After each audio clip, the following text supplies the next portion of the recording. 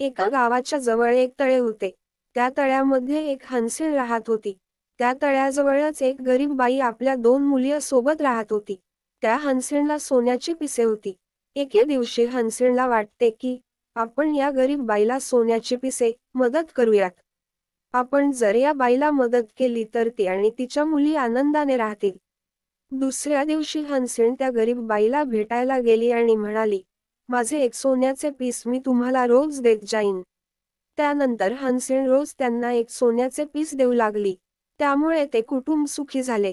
कुटुंबाची परिस्थिती बदलली. आता ते आनंदाने राहू लागतात. पुढे ती बाई लोभी बनली.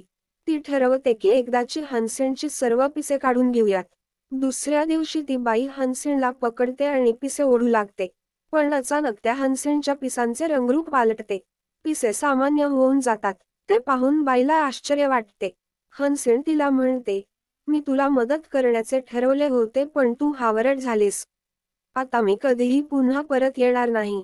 या बाईला आपली चूक उमगते आणि ती त्या हंसीणची माफी मागते. हंसीण तिला म्हणते, पुन्हा कधी असा हावरटपणा करू नकोस असे म्हणून ती उडून जाते. तात्पर्य, माणसाने जास्त लोभी नसावे, जे मिळते तेही गमावून बसतो.